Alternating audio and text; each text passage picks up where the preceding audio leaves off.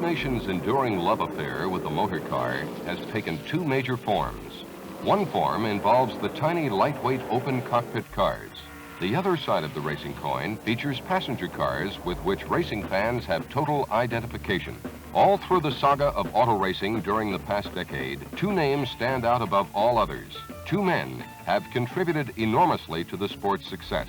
One name is Andy Granatelli, a name synonymous with innovation and controversy. The other is Richard Petty, all-time NASCAR stock car champion.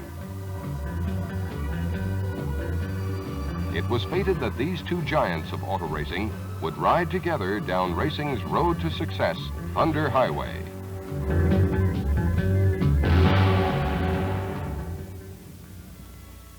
Just hours before the start of the stock car season's opening race at Riverside, California, Granatelli called newsmen together for an announcement.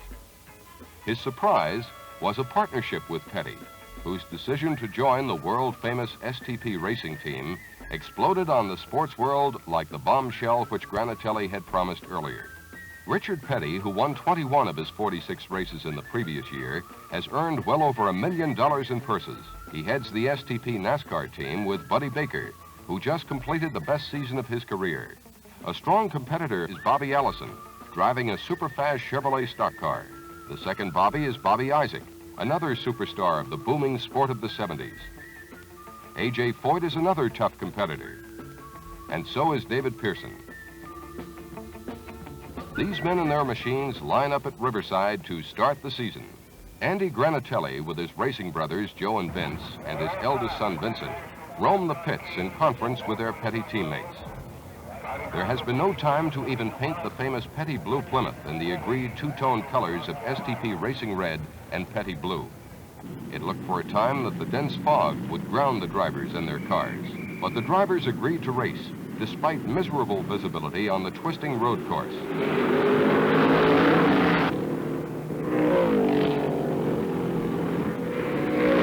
Richard sat back with his STP Plymouth in third position to watch A.J. Foyt's White Mercury and Bobby Allison's red and gold Chevrolet battle hammer and tongs for the lead during a race marked by shunting and bumping in the fog-bound turns.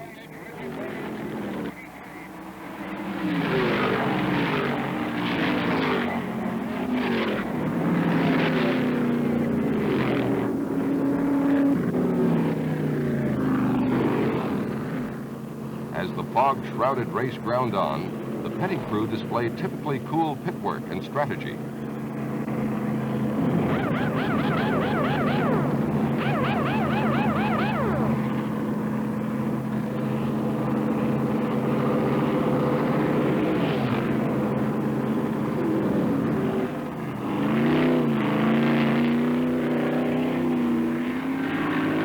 Closing laps, Petty mashed the gas pedal of his famous blue number 43 to scoot for the checkered flag of victory. And the king of the stock cars delivers a victory to Andy Granatelli's STP racing team right out of the box. An auspicious beginning for a new racing partnership. An agreement sealed in Victory Lane. Hold the trophy up, Richard. Hold the trophy up. Hold the trophy up, Richard. The second stop on Thunder Highway is Daytona Beach.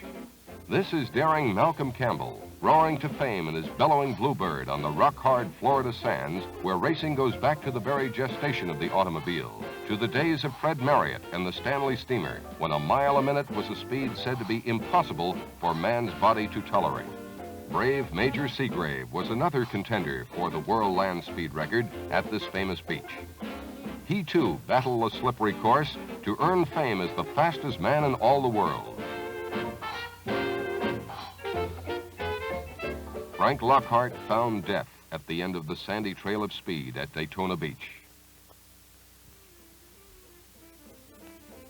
Today, a steady stream of tourists drive along the same pathway of speed, drenched in the legend of daring that goes back 70 years in time, a place where the thunder of open exhaust pipes is only an echo in the mind. Big-time racing in the South began on the Daytona Sand Course, which predated the splendid 2.5-mile tri-oval built here by Bill France. It was France who pioneered the sport of stock car racing, constructed it with his own mind, hands, and determination. France, like many of the major figures in the sport, raced cars on the old course beside the surf, along with men like Andy Granatelli, who still holds the NASCAR beach course record for the measured mile. He set it in 1961 with a hair-raising ride that saw his car become airborne and nearly plunge into the sea.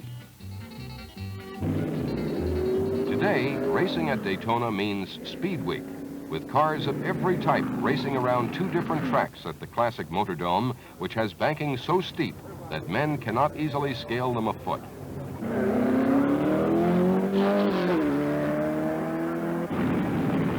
Now the qualifying race for the big Daytona 500-miler. Both STP racers, Petty in 43 and Baker in flame red number 11, use the daring and effective drafting technique to blister their way around the racetrack. Suddenly, the specter of tragedy steps in from the wings.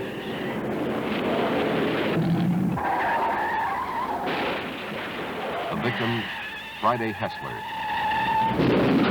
His death halts the race, casts a pall over fans and drivers alike. When the qualifying race resumes, Petty and Baker begin to encounter problems. They will be forced to start back in 31st and 32nd positions in the big 500-miler, and how the two STP drivers will handle this handicap is the sole topic of conversation by the fans.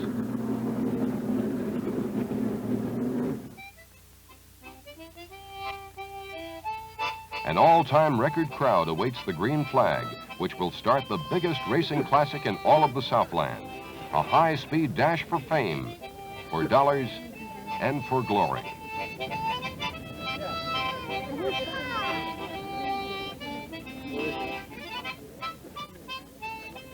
For Andy Granatelli, it is a return to yesterday.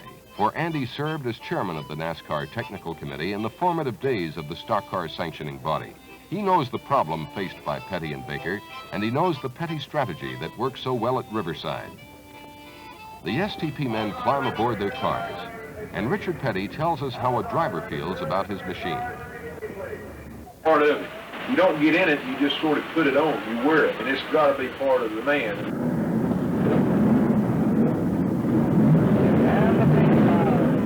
The moment of truth has come again for every man in this bellowing field. Petty in the red and blue 43 and Baker in the scarlet number 11 stand on the gas in the opening lap.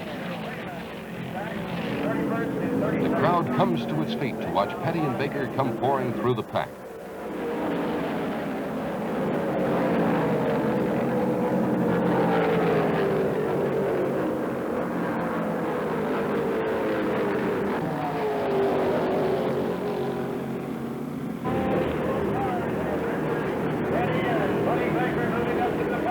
It is one of the most amazing catch-up scenes in the history of racing as the two cars whistle around the very top of the high banks at Daytona with skill and daring that sets the crowd afire. At speeds near 200 miles an hour, the two STP cars move from the tail end of the pack to second and third positions within 7 laps of the start. They employ the precise and delicate technique of drafting, running only inches apart to split the air as one car and provide more speed and power to overtake the field. Richard Petty describes how this daring kind of racing gives super speeds to both cars. Now say you got a 40-foot long car with 2 engines, and one's pushing the wind, one engine and one car's pulling the wind. If you by yourself, you're pushing the input. What makes the front car run faster is that he's pushing the wind, but he's not having to pull it. And if a good man to draft with will draft with you and make your car just like one long car.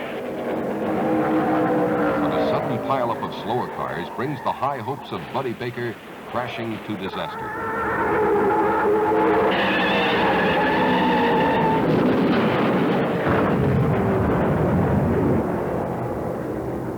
Walter Ballard takes evasive action when a car slows sharply ahead of him, but pinches Baker's red STP Dodge into the wall. Ballard's car, wrenched sideways by the impact, rolls on its top. Baker artfully slides his wreck across the track to safety. Then Ballard flops onto the grass, shedding parts as he flies through the air.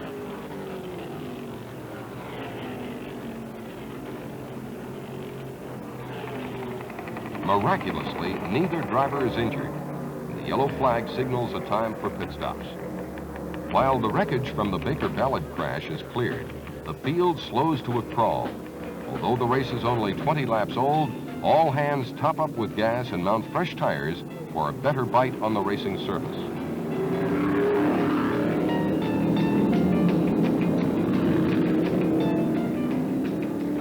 Richard Petty, left without Baker's support, has pressed his way to where he can bid for the lead whenever he wishes. A.J. Foyt, who has led this blistering race until now, pits in preparation for a duel with Petty, who is now pulled into striking position.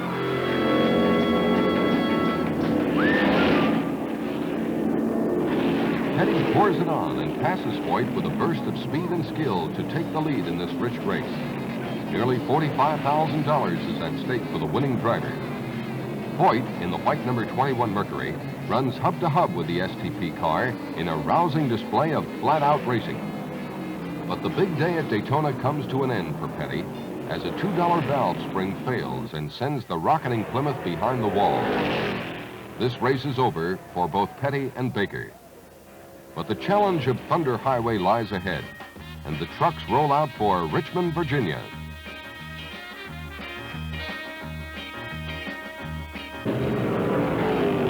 This 500-lap race on a tight half-mile fairgrounds track is a sharp contrast to the racing expanses of Riverside and Daytona.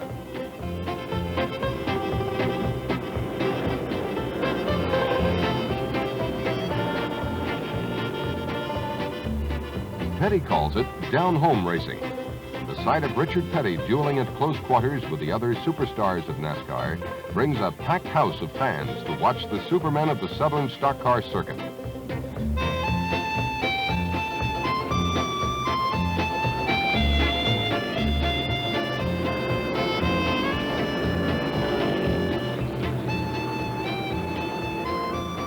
Pit work is equally important here as on the long tracks, and the Petty crewmen duel with those of Ellison and Isaac to give Richard every possible edge.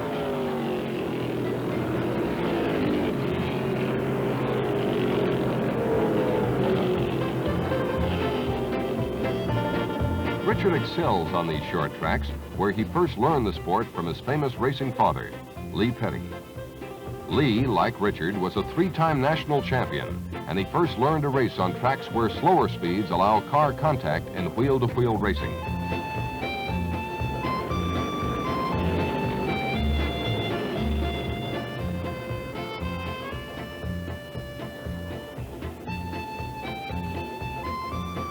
Richard has a racing philosophy which he says he learned from his father.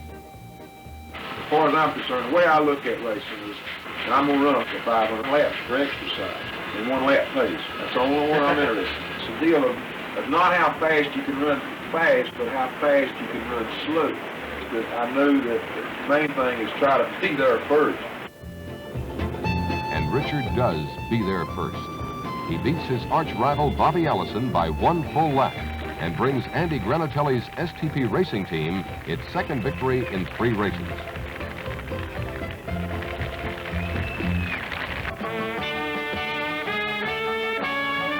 The scene changes abruptly from the 500 laps on Richmond's Fairgrounds Oval to a spectacle in sound and fury during 500 miles of running on the smooth 2.5-mile surface of racing's biggest, most expensive racing plant at Ontario, California.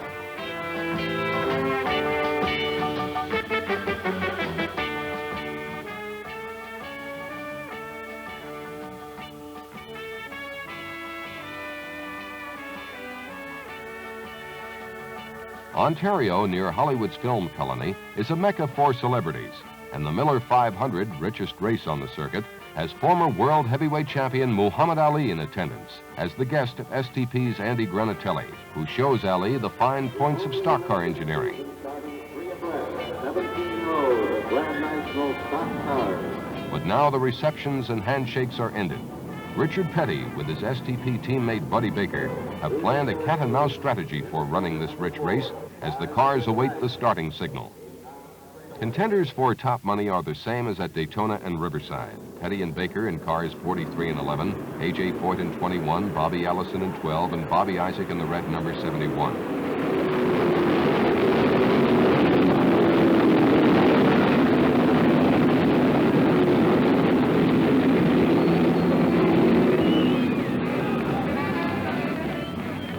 Foyt has flatly predicted he'll win it going away.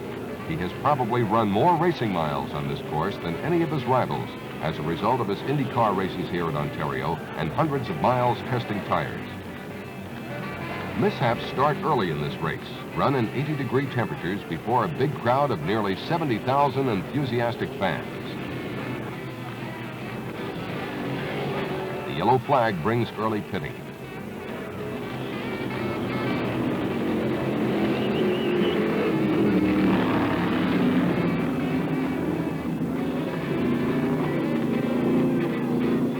The pits are working smoothly as ever as the field follows the leading cars in for quick doses of fuel and fresh rubber.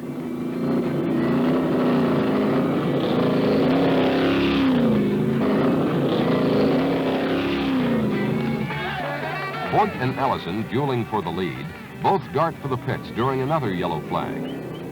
These are the early race leaders.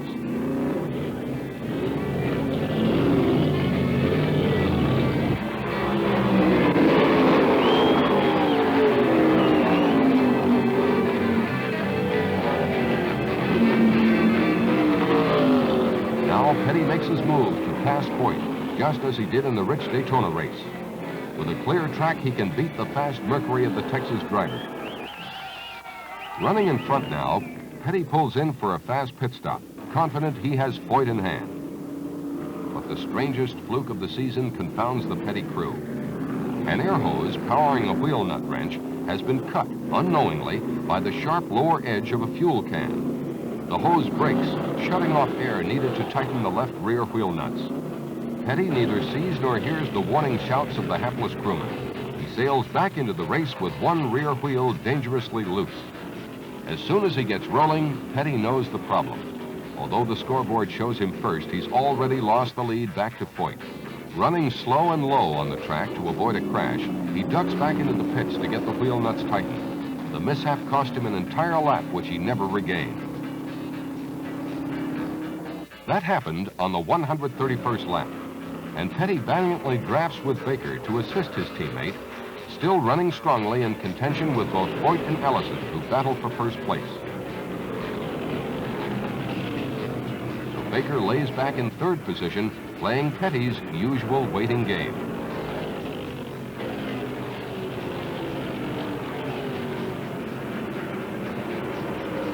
The race ends with Baker running third, unable to catch the flying Allison, who is just 5 short seconds ahead of him. Foyt wins it with a scant 4-second lead on Allison, and Petty winds up fourth. Foyt made his own victory forecast come true, and he gets the Garlands at Ontario. But Thunder Highway is a long road full of twists and turns. It stretches to the other side of the nation, where another superspeedway race is set for Rockingham, North Carolina. The typical Southern program of pre-race fanfare is underway, and another packed house is on hand for the hard-charging NASCAR drivers. Richard Petty starts the race in second spot, and he sets out to run hard with Bobby Allison.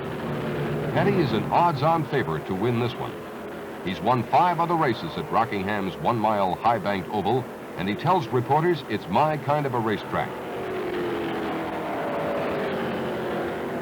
But early laps saw Bobby Allison in complete domination, his red and gold Chevrolet clearly faster than anyone else.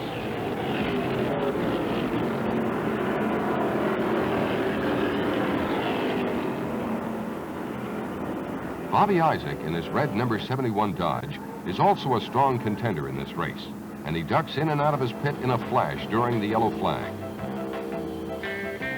Baker's number 11 and Petty's 43 zip into the pits for a fast fueling and tire change.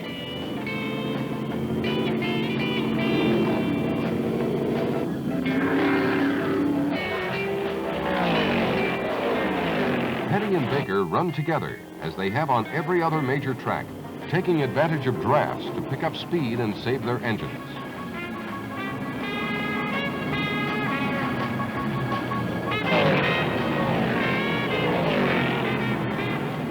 Now Lady Luck thumbs her nose at Baker one more time. He pits. The hood goes up, and that spells trouble. Another $2 valve spring lets go on his engine, and the discouraged son of former star Buck Baker wheels his Dodge behind the pit wall after 90 laps of flat-out racing.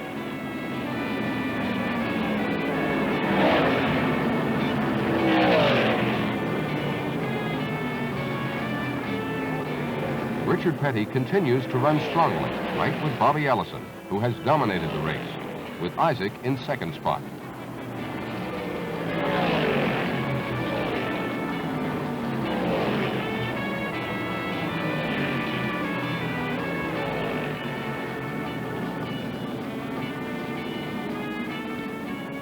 Petty's pit stop is fast and smooth, and he stays strongly in contention. But all is not well with Allison, whose Chevrolet expires just 260 miles into the race, putting him behind the wall and leaving Isaac running strongly in front of Petty.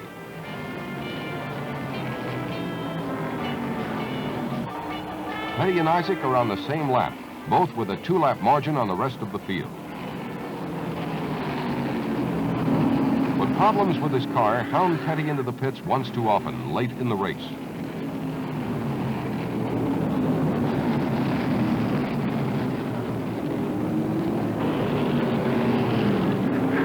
The winningest driver in NASCAR history made up one of the 2 laps he lost while pitting, but he couldn't get close enough to make a bid for the leading spot. Isaac finally finishes in front of Petty's red and blue STP Plymouth. Jim Vandiver finished third, 10 miles behind Petty. And it was a popular win for the record crowd of more than 42,000 fans, for it was only the 3rd major racing win for Isaac over a 20-year driving career. Isaac had reason to be both proud and happy. Only 4 drivers led this grueling 500 miles: Isaac, Allison, Petty, and Baker. They swapped the lead 14 times, and Isaac led for the final 111 laps.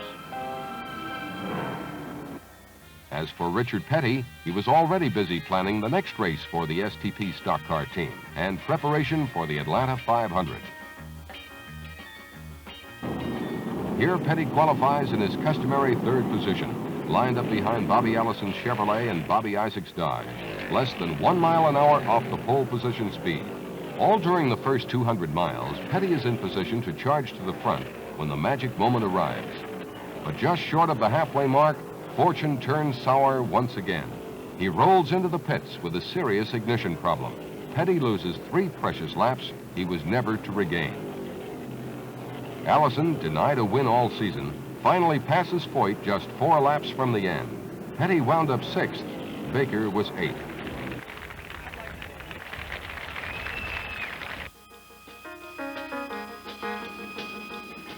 Petty ran out front in the early laps at Bristol, the next race on Thunder Highway. Allison took the lead next. And at 370 laps, Petty bunted the rear of Jim Vandiver's Dodge. A bent fender jammed a tire on Petty's car, sending him smoking into the pits. It took 2 pit stops and some heavy sledge blows to cure the problem, and all this cost 7 precious laps, with Allison winging straight to his 2nd victory of the season. Isaac was 2nd, and Petty a disappointing 3rd. Darlington was the next stop on the busy racing schedule. Another record crowd surged in to watch Buddy Baker repeat past triumphs. But Baker does a spectacular spin down the front straight.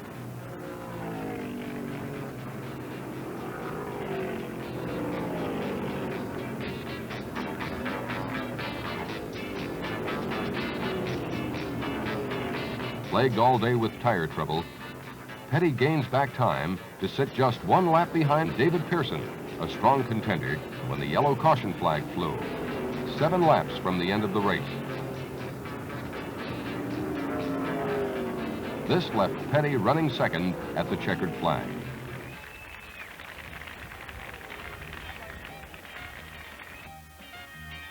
The 400-lapper on the 5/8 mile track at North Wilkesboro, North Carolina, also draws a record crowd to watch the driving aces of the South French fenders. Petty again contents himself with running smoothly behind the 2 Bobbies, Allison and Isaac. Walter Ballard bursts into flame while he's being fueled 2 pits away from Richard Petty. Fire is doused in Ballard's car, but the spilled gasoline on the ground blazes fiercely.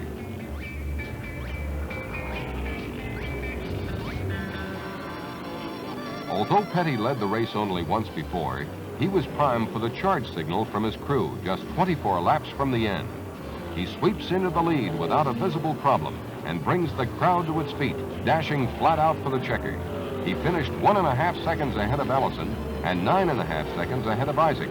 It was a welcome win for Petty, his third in the first 9 races of a new season. This puts him back in his customary place as top NASCAR money winner for the season.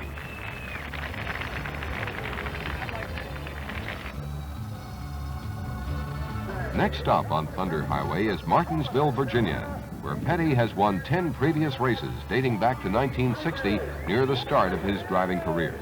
The 250-mile race on this track is the biggest single sporting event in Virginia.